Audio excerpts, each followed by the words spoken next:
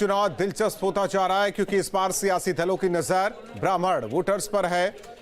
पूर्व विधायक खब्बू तिवारी को मैदान में बीजेपी ने उतारकर ब्राह्मण वोट को अपने पाले में करने की कोशिश में जुटी है, तो दूसरी ओर समाजवादी पार्टी भी ब्राह्मण वोटर्स को अपने पाले में करने की कोशिश में जुटी है।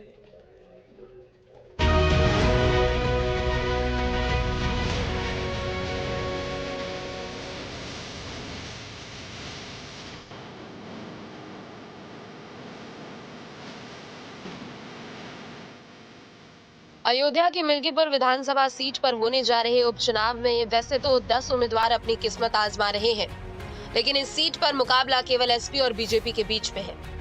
मिल्कीपुर विधानसभा सीट भले ही SC/ST के लिए आरक्षित हो, लेकिन जीत का मंत्र दूसरी जातियों के वोट बैंक में भी छिपा है और यहाँ इस बार ब्राह्मण मतदाता ट्रम्प कार्ड बनने जा रहा है।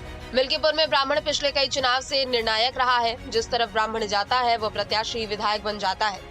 माना जा रहा है लोकसभा चुनावों में ब्राह्मण बीजेपी से नाराज था, लेकिन इस बार बीजेपी ने पूर्व विधायक खब्बू तिवारी को मैदान में उतार दिया है। वहीं समाजवादी पार्टी की तरफ से तेज नारायण पांडे उर्फ पवन पांडे ब्राह्मण वोटों को साधने में लगे, लेकिन इन सब के बीच ये भी चर्चा है कि खब्बू तिवारी भारी पड़ते नजर आ रहे हैं।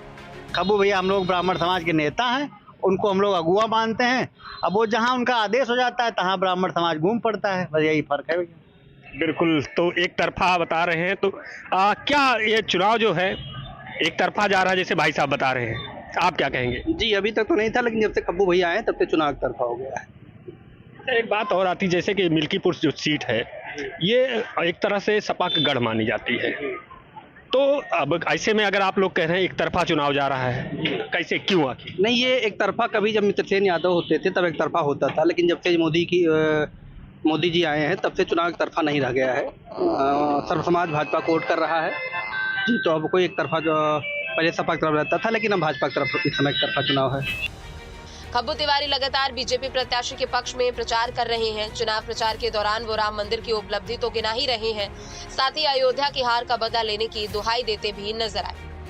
लोकसभा चुनाव में जो गलतियां हो गई थी, दोबारा वो गलती नहीं होनी चाहिए।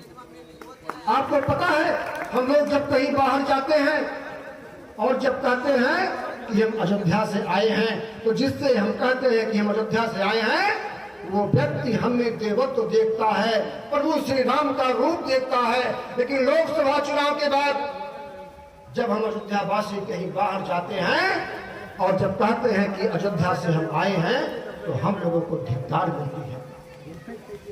400 वर्षों से प्रभु श्री राम, हम लोग तो राम को मानने वाले हैं, हम लोग सनातन को मानने वाले हैं। 400 वर्षों से प्रभु श्री राम जिस प्रकार से टेंट और तंबू में रह रहे थे, उसको मूर्त रूप देने का काम किसी ने अगर किया है तो माननीय मोदी जी ने किया है, माननीय योगी जी ने किया है। वहीं दूसरी तरफ समाजवादी पार्टी ने भी कई ब्राह्मण नेताओं को मैदान में उतार दिया, लेकिन समाजवादी पार्टी के नेता ब्राह्मण मतदाताओं को लेकर कुछ भी बोलने से कतराते नजर आए।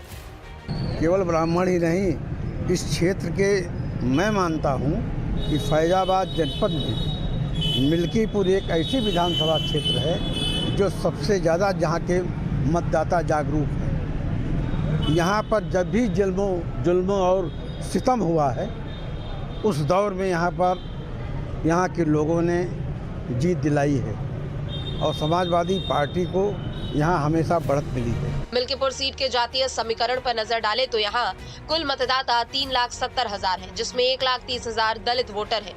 दूसरे नंबर पर है ब्राह्मण, जिनकी संख्या लगभग 62,000 है। यादव मतदाता की बात करें तो लगभग 56,000 है और 31,000 मुस्लिम और 25,000 क्षत्रिय मतदाता है। इन सब आंकड़ों में से एक बात तो तय है कि यही मतदाता मिल्कीपुर चुनाव की दिशा और दशा दोनों को तय करेंगे। शुरुआत में खबरें आ रही थी, बातें उठ रही थी कि ब्राह्मण मतदाता भाजपा से नाराज है, वो कहीं न कहीं खब्बू तिवारी के वापस आ जाने से मिलते दिख रहे हैं और जीत का दावा कर रहे हैं। हालांकि अब चुनाव के नतीजे तो आने वाला समय बताएगा, लेकिन जो आज का माहौल बता रहा है कहीं न कहीं भाजपा हावी होती दिखाई दे रही है। वीडियो जर्नलिस्ट दृष्टांत हेम के साथ संजीव आजाद, न्यूज स्टेट, अयोध्या।